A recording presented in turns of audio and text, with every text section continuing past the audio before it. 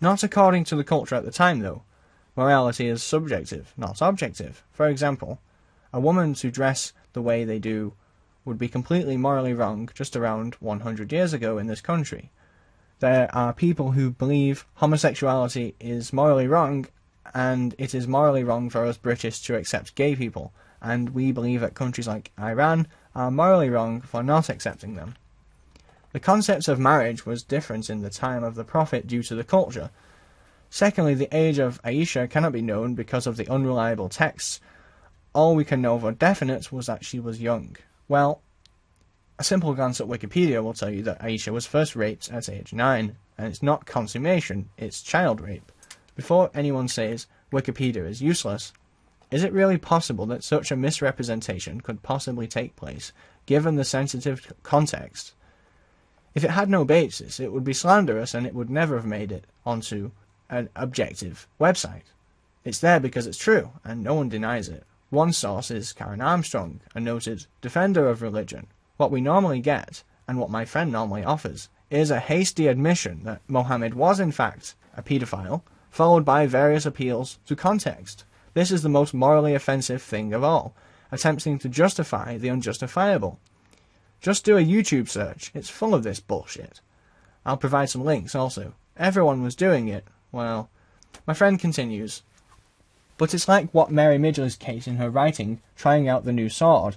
Is it possible to judge another time and culture using our own morals? I agree with what you are saying more so than before, but personally I have a small issue with judging other cultures using our own standards. What standards do we then use in order to establish the goodness of Muhammad and Allah in the first place? Well, anyway, I said the following. Why am I not excoriating the crimes of Genghis Khan or some other warlord? Because no one is trying to make his life a basis for a religion, so there is little point. When you say that someone is completely without sin, despite the fact that they killed and molested children, you invite mockery. My friend then said, I agree there, I suppose. I didn't convert him, obviously, despite this unexpected concession, perhaps just a sign he was tired of arguing, but he did at least listen and try and argue. However, if he and others like him are successful with his cause, arguments like these will not be possible.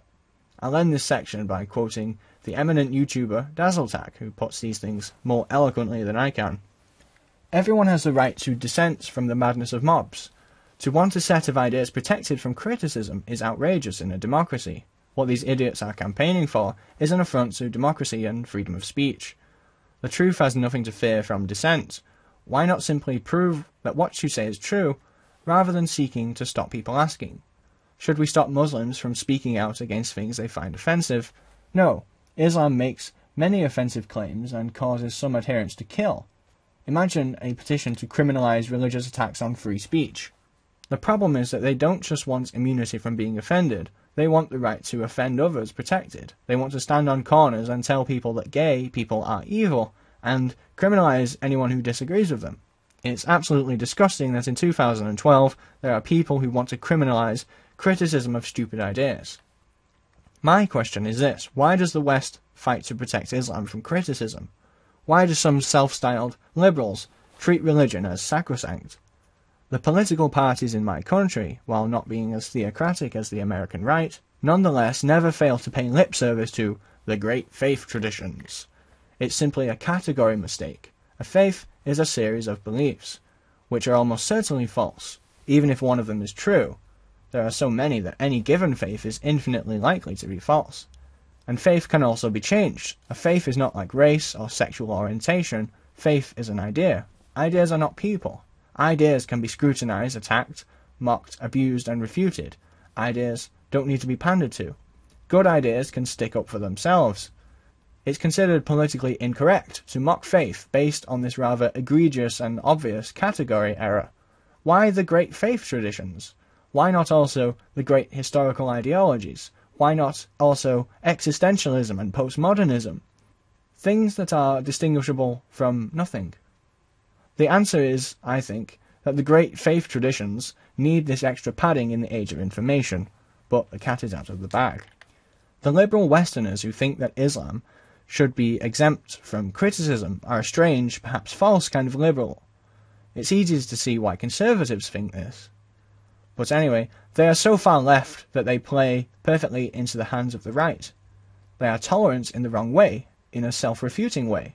There is a certain paradox to tolerance. This was recognized by Karl Popper, who wrote, "The so-called paradox of freedom is the argument that freedom, in the sense of absence of any constraining control, must lead to very great restraint, since it makes the bully free to enslave the meek.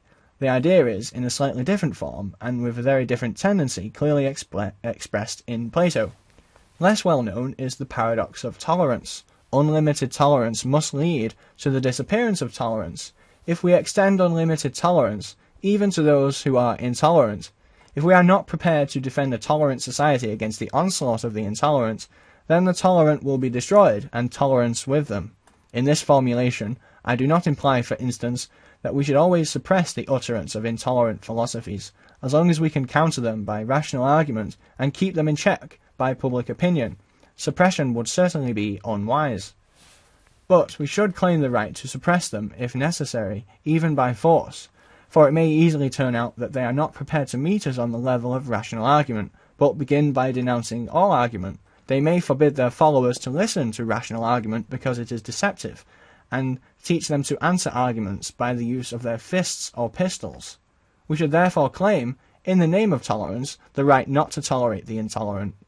We should claim that any movement preaching intolerance places itself outside the law, and we should consider incitement to intolerance and persecution as criminal in the same way we should consider incitement to murder or to kidnapping or to the revival of the slave trade as criminal. In short, we should be as tolerant of the intolerant as much as is possible, but not more. We cannot be so tolerant that tolerance itself is undermined. The Westerners who would be so tolerant as to allow men to beat their wives for refusing to wear a veil, because that's how they do things over there, and who believe in group autonomy over individual autonomy, cannot properly be called liberal. They can only be called confused.